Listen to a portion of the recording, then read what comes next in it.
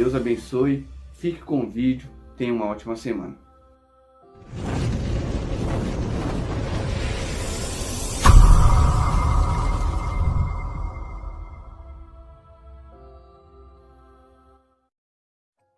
Autor.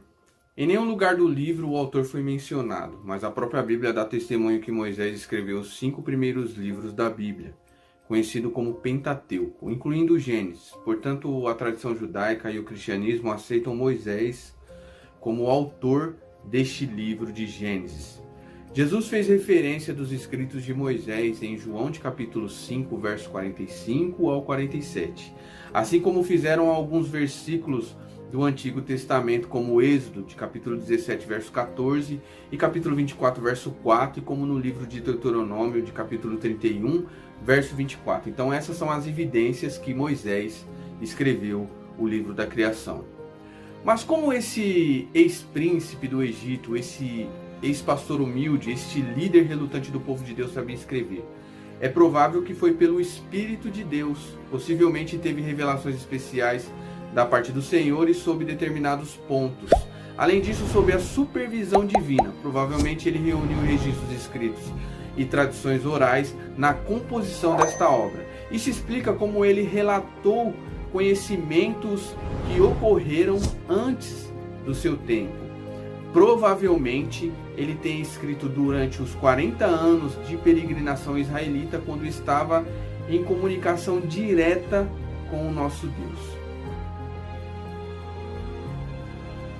Com relação à data, não é possível determinar com exatidão o ano que o livro de Gênesis foi escrito. A data mais aceita entre os estudiosos para a composição de Gênesis é algo em torno de 1400 a.C. Essa data é estipulada com base em alguns detalhes internos do próprio livro e de outros livros bíblicos que mencionam o evento narrado em Gênesis. O que nós precisamos entender, qual que era o destinatário do livro de Gênesis? Sem dúvida, meus irmãos, era o público original do livro de Gênesis, que foi para o povo de Israel. Provavelmente Gênesis foi escrito para encorajá-los durante o difícil período de Êxodo. E os israelitas estavam deixando o seu passado no Egito e partindo para conquistar uma terra prometida pelo Senhor. Por isso o livro de Gênesis explica as verdades fundamentais ao povo de Israel. Ele relata a criação de todas as coisas do início da história da humanidade e a origem do próprio povo de Israel. O livro de Gênesis mostra como Deus escolheu os israelitas para um relacionamento exclusivo. Por isso eles são conhecidos como primogênitos. Agora o que nós precisamos entender também, irmão, é acerca do propósito do livro de Gênesis. Revelar a soberania de Deus e a criação do universo. Ensinar o povo de Israel sobre os propósitos eternos de Deus. Explicar também a origem da humanidade e do pecado. E também relatar como foi a vida dos patriarcas e do povo de Israel. Um dos propósitos é revelar o início da história da redenção, apresentando um conceito totalmente monoteísta de Gênesis e falar um único Deus soberano e criador de todas as coisas. E o mais interessante desse livro, irmão, é que nós podemos enxergar Cristo nele. Aqui neste livro fala acerca de Cristo, que para nós é algo maravilhoso. O livro de Gênesis claramente aponta a Cristo.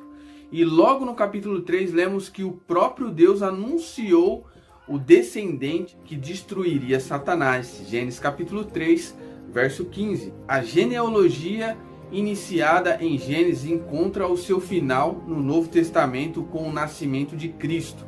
Gênesis de capítulo 5, verso 11, Mateus capítulo 1 e Lucas capítulo 3. Noé profetizou a descendência de Jafé, que seriam abençoados encontrando a salvação por meio de descendentes de Sem. No Novo Testamento vemos o cumprimento dessa profecia na expansão do Evangelho pelo mundo, como nós temos a evidência em Romanos capítulo 11. O escritor da Epístola aos Hebreus ele aponta para que o fato de que o sacerdócio de Melquisedeque tipificou no sacerdócio de Cristo, né? Como diz em Hebreus capítulo 7, Gênesis 14, 18 ao 20. Por fim, também percebemos que logo no começo de Gênesis o paraíso foi perdido pelo primeiro Adão e o pecado passou a assolar a humanidade. Já no Novo Testamento vemos o último Adão restaurando o paraíso e garantindo ao seu povo a vitória sobre o pecado. A Bíblia começa em Gênesis mostrando o homem sendo privado da presença de Deus. Porém, ele termina mostrando o homem desfrutando da salvação eterna através dos méritos de Cristo. O homem não mais voltará ao Éden, mas habitará com o Senhor no novo céu e na nova terra.